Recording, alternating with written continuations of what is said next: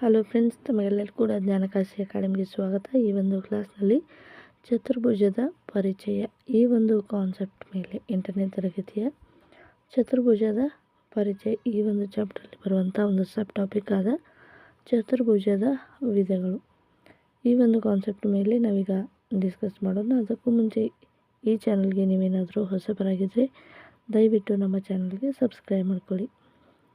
ಚತುರ್ಭುಜದ ವಿಧಗಳು. ಚತುರ್ಭುಜದ ವಿಧಗಳಲ್ಲಿ ಚತುರ್ಭುಜದಲ್ಲಿನ ಬಾಹುಗಳು ಅಥವಾ ಕೋನಗಳ ಸ್ವಭಾವದ ಒಂದು ಆಧಾರದ ಮೇಲೆ ಇವುಗಳನ್ನು ನಾವು ವಿಭಾಗವನ್ನು ಮಾಡ್ತೀವಿ.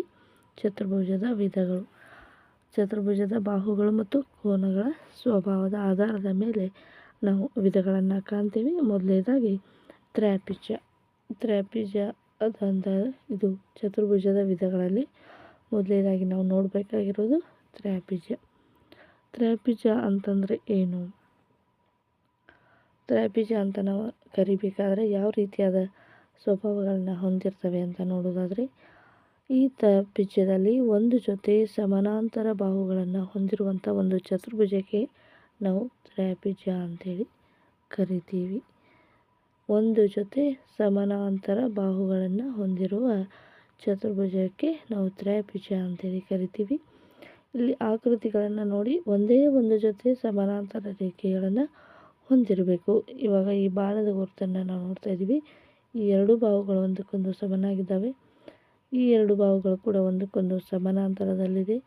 ಈ ಎರಡು ಬಾಹುಗಳು ಮತ್ತು ಎರಡು ಬಾಹುಗಳು ಈ ರೀತಿಯಾಗಿರುವಂಥ ಆಕೃತಿಗಳಿಗೆ ನಾವು ತ್ರ್ಯಾಪಿಜ್ಯ ಅಂತೇಳಿ ಕರಿತೀವಿ.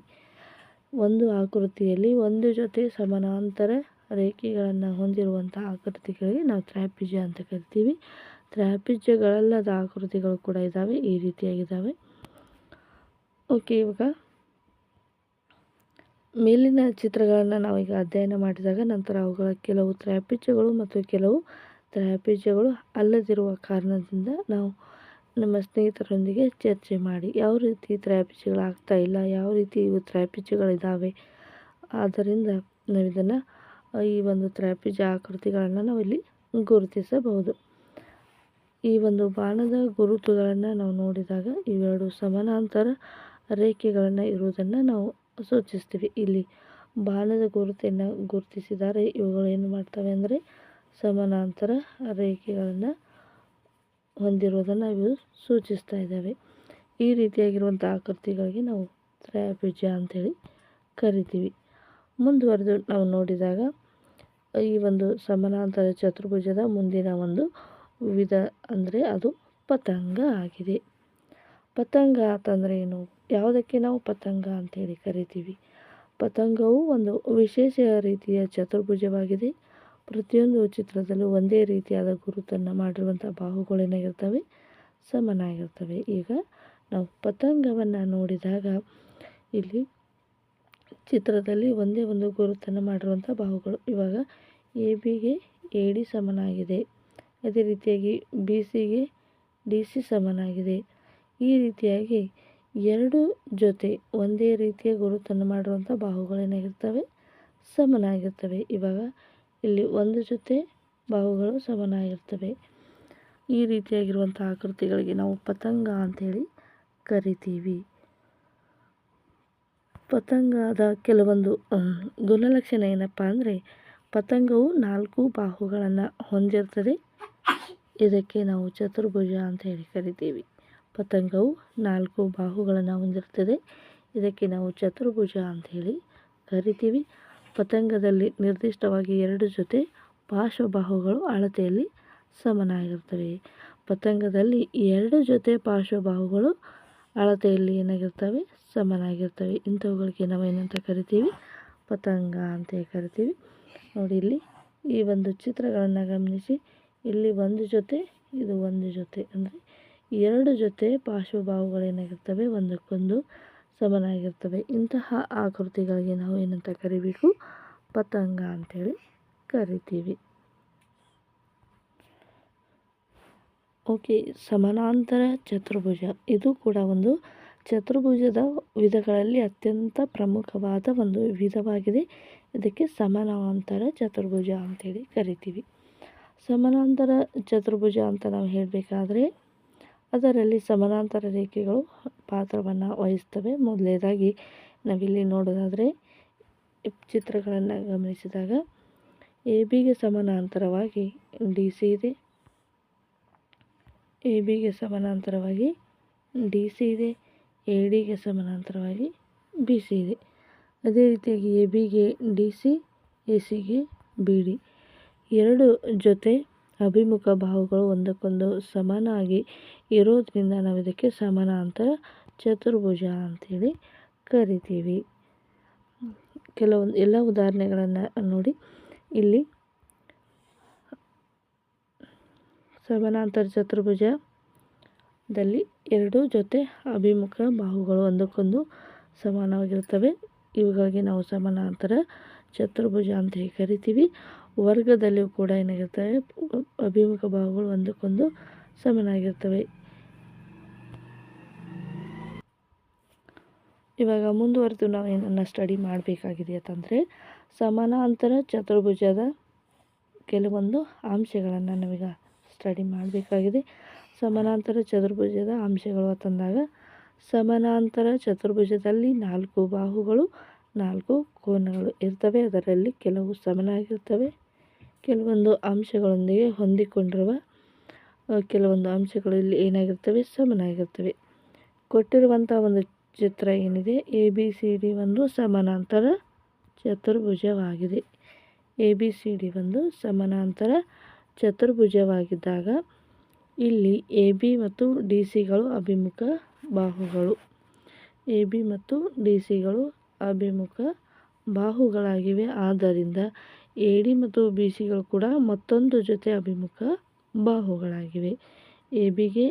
ಎ ಬಿ ಮತ್ತು ಡಿ ಸಿಗಳು ಅಭಿಮುಖ ಬಾಹು. ಅದೇ ರೀತಿಯಾಗಿ ಎ ಡಿಗೆ ಬಿ ಸಿ ಏನಾಗಿದೆ, ಅಭಿಮುಖ ಬಾಹು ಆಗಿದೆ. ಆದ್ದರಿಂದ ಈ ಎರಡು ಅಭಿಮುಖ ಬಾಹುಗಳನ್ನು ನಾವು ನೋಡಿದಾಗ ಆ್ಯಂಗಲ್ ಎ ಮತ್ತು ಆ್ಯಂಗಲ್ ಸಿಗಳು ಒಂದು ಜೊತೆ ಅಭಿಮುಖ ಕೋನಗಳಾಗಿವೆ.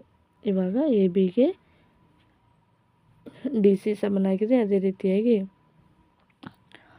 ಎರಡು ಜೊತೆ ಅಭಿಮುಖ ಬಾಹುಗಳು ಸಮನಾಗಿದ್ದಾಗ ಆ್ಯಂಗಲ್ ಎಗೆ ಆ್ಯಂಗಲ್ ಸಿ ಒಂದು ಜೊತೆ ಅಭಿಮುಖ ಕೋನ ಕೂಡ ಏನಾಗಿರುತ್ತೆ, ಸಮನಾಗಿರ್ತದೆ. ಆ್ಯಂಗಲ್ ಬಿಗೆ ಆ್ಯಂಗಲ್ ಡಿ ಮತ್ತೊಂದು ಜೊತೆ ಅಭಿಮುಖ ಕೋನಗಳು ಕೂಡ ಏನಾಗಿರ್ತವೆ, ಸಮನಾಗಿರ್ತವೆ. ಮತ್ತು ಎ ಬಿ ಮತ್ತು ಬಿ ಸಿಗಳು ಪಾರ್ಶ್ವಬಾಹುಗಳು. ಅಂದರೆ ಬಾಹುವಿನ ಅಂತ್ಯಬಿಂದುವಿನಿಂದ ಮತ್ತೊಂದು ಬಾಹು ಆರಂಭವಾಗುತ್ತದೆ. ಆದ್ದರಿಂದ ಎ ಬಿ ಮತ್ತು ಬಿ ಸಿಗಳು ಪಾರ್ಶ್ವಬಾಹುಗಳೆಂದರೆ ಒಂದು ಬಾಹುವಿನ ಅಂತ್ಯಬಿಂದುವಿನಿಂದ ಮತ್ತೊಂದು ಬಾಹು ಆರಂಭವಾಗುತ್ತದೆ. ಬಿ ಸಿ ಮತ್ತು ಸಿ ಡಿಗಳು ಪಾರ್ಶ್ವಗಳಾಗಿರ್ತವೆ. ಇನ್ನೂ ಎರಡು ಜೊತೆ ಪಾರ್ಶ್ವಗಳು ಮತ್ತೆ ಪತ್ತೆ ಮಾಡಲು ಪ್ರಯತ್ನಿಸಿ ಎನ್ನುವಂಥದ್ದು ಇದೆ. ಇವಾಗ ಸಮಾನಾಂತರ ಚತುರ್ಭುಜ ಅಂತಂದಾಗ ಎರಡು ಜೊತೆ ಅಭಿಮುಖ ಬಾಹುಗಳು ಏನಾಗಿರ್ತವೆ, ಸಮನಾಗಿರ್ತವೆ. ಅದರ ಅಭಿಮುಖ ಕೋನಗಳು ಕೂಡ ಏನಾಗಿರ್ತವೆ, ಒಂದಕ್ಕೊಂದು ಸಮಾನವಾಗಿರ್ತವೆ. ಇಂಥವುಗಳಿಗೆ ನಾವು ಏನಂತ ಕರಿತೀವಿ, ಸಮಾನಾಂತರ ಚತುರ್ಭುಜ ಅಂತೇಳಿ ಕರಿತೀವಿ. ಈ ಒಂದು ಸಮಾನಾಂತರ ಚತುರ್ಭುಜದ ಕೆಲವೊಂದು ಅಂಶಗಳನ್ನು ಗಮನಿಸಿ ಇದರ ಒಂದು ಕಾನ್ಸೆಪ್ಟ್ ಮೇಲೆ ಬರುವಂತಹ ಉದಾಹರಣೆಗಳನ್ನು ನಾವೀಗ ನೋಡೋಣ. ಸಮಾನಾಂತರ ಚತುರ್ಭುಜ ಎ ಬಿ ಸಿ ಡಿ ಒಂದು ಸಮಾನಾಂತರ ಚತುರ್ಭುಜ ಇದೆ. ಯಾವುದಾದ್ರೂ ಒಂದು ಕರ್ಣವನ್ನು ನಾವು ರಚನೆಯನ್ನು ಮಾಡ್ಕೋಬೇಕಾಗ್ತದೆ. ಎ ಸಿಯನ್ನು ನಾವೀಗ ಜೋಡಿಸಬೇಕು. ಆವಾಗ ಏನಾಗುತ್ತೆ, ಆ್ಯಂಗಲ್ 1ಗೆ ಆ್ಯಂಗಲ್ 2 ಸಮನಾಗಿರ್ತದೆ, ಆ್ಯಂಗಲ್ 3ಗೆ ಆ್ಯಂಗಲ್ 4 ಸಮನಾಗಿರ್ತದೆ. ಯಾಕಂದರೆ ಎ ಸಿ ಎನ್ನುವಂಥ ಕರ್ಣ ಆ್ಯಂಗಲ್ ಎ ಮತ್ತು ಆ್ಯಂಗಲ್ ಸಿಯನ್ನು ಏನು ಮಾಡ್ತಿದೆ, ಸಮನಾಗಿ. ಈ ಒಂದು ಸಮಾಂತರ ಚತುರ್ಭುಜದ ಕರ್ಣ ಏನಿದೆ ಇದು ಆ್ಯಂಗಲ್ ಎ ಮತ್ತು ಆ್ಯಂಗಲ್ ಸಿ ಎರಡು ಕೋನಗಳ ಏನು ಮಾಡ್ತಾ ಇದೆ, ಸಮವಾಗಿ ವಿಭಾಗಿಸ್ತಾ ಇದೆ. ಆದ್ದರಿಂದ ಆ್ಯಂಗಲ್ 1ಗೆ ಆ್ಯಂಗಲ್ 2 ಸಮನಾಗಿರುತ್ತೆ, ಆ್ಯಂಗಲ್ 3ಗೆ ಆ್ಯಂಗಲ್ 4 ಸಮನಾಗಿರುತ್ತೆ. ಆದ್ದರಿಂದ ತ್ರಿಭುಜ ಎ ಬಿ ಸಿ ಮತ್ತು ತ್ರಿಭುಜ ಎ ಡಿ ಸಿಗಳಲ್ಲಿ angle 1 is equal to angle 2, angle 3 is equal to angle 4. A ಸಿಯು ಉಭಯ ಸಾಮಾನ್ಯ. ಆದ್ದರಿಂದ ಕೋನ ಬಾಹು ಕೋನ ಸಿದ್ಧಾಂತದ ಪ್ರಕಾರ ಈ ಎರಡು ತ್ರಿಭುಜಗಳು ಸರ್ವಸಮ ಆಗಿರ್ತವೆ. ಅಂದರೆ ಈ ಎ ಸಿ ಎನ್ನುವಂಥ ಬಾಹು ಏನಿದೆ, ಎ ಬಿ ಸಿ ತ್ರಿಭುಜ, ಎ ಡಿ ಸಿ ತ್ರಿಭುಜ ಎರಡೂ ತ್ರಿಭುಜಗಳಿಗೂ ಕೂಡ AC ಎನ್ನುವಂಥ ಬಾಹು ಏನಾಗಿದೆ, ಉಭಯ ಸಾಮಾನ್ಯವಾಗಿದೆ. ಆದ್ದರಿಂದ ಕೋನ ಬಾಹು ಕೋನ ಕೋನ ಬಾಹು ಕೋನ ಸರ್ವಸಮ್ಮತೆ ನಿಯಮವನ್ನು ಈ ಎರಡೂ ತ್ರಿಭುಜಗಳು ಹೊಂದುವುದರಿಂದ ತ್ರಿಭುಜ ABC ಸರ್ವಸಮ ತ್ರಿಭುಜ ADC ಆಗಿರುತ್ತದೆ. ಯಾಕಂದರೆ ಕೋನ ಬಾಹು ಕೋನ ಈ ಒಂದು ಸಿದ್ಧಾಂತದ ಪ್ರಕಾರ. ಆದ್ದರಿಂದ ABಗೆ DC ಎನ್ನುವಂಥದ್ದು ಸಮಾನಾಂತರವಾಗಿರುತ್ತೆ, BCಗೆ AD ಎನ್ನುವಂಥದ್ದು ಸಮನಾಗಿರುತ್ತೆ. Next example 3. ಚಿತ್ರ 3.16ರಲ್ಲಿ ಸಮಾನಾಂತರ ಚತುರ್ಭುಜ PQRSನ ಸುತ್ತಳತೆಯನ್ನು ಕಂಡುಹಿಡಿಯಿರಿ. ಇಲ್ಲಿ ಉದ್ದ ಅಗಲಗಳನ್ನು ಕೊಟ್ಟಿದ್ದಾರೆ. ಸಮಾನಾಂತರ ಚತುರ್ಭುಜದ ಈ ಒಂದು ಚತುರ್ಭುಜದ ಸುತ್ತಳತೆಯನ್ನು ಕಂಡುಹಿಡಿಯಿರಿ. ಸಮಾಂತರ ಚತುರ್ಭುಜದಲ್ಲಿ ಅಭಿಮುಖ ಬಾಹುಗಳೇನಾಗಿರ್ತವೆ, ಸಮನಾಗಿರ್ತವೆ. ಆದ್ದರಿಂದ PQಗೆ SR ಎನ್ನುವಂಥದ್ದು ಸಮನಾಗಿದೆ. ಇದು ಕೂಡ ಎಷ್ಟಾಗಿರುತ್ತೆ, 12 ಸೆಂಟಿಮೀಟರ್ ಆಗಿರುತ್ತದೆ. ಅದೇ ರೀತಿಯಾಗಿ QRಗೆ PS ಎನ್ನುವಂಥದ್ದು ಕೂಡ ಸಮನಾಗಿರುತ್ತದೆ. ಇದು ಕೂಡ 7 ಸೆಂಟಿಮೀಟರ್ ಆಗಿರುತ್ತದೆ. ಹಾಗಾದರೆ ಸಮಾಂತರ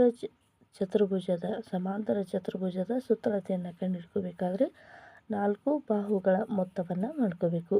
PQ plus QR plus RS plus SP ಅಂದರೆ 12 centimetre plus 7 centimetre plus 12 centimetre plus 7 centimetre ಎಲ್ಲವನ್ನು ಕೂಡಿದಾಗ 38 ಸೆಂಟಿಮೀಟರ್ ನಮಗೆ ಆನ್ಸರ್ ಬರುತ್ತೆ. ಈ ಒಂದು ಸಮಾಂತರ ಚತುರ್ಭುಜದ ಸುತ್ತಳತೆ 38 ಸೆಂಟಿಮೀಟರ್ ಆಗಿರುತ್ತದೆ.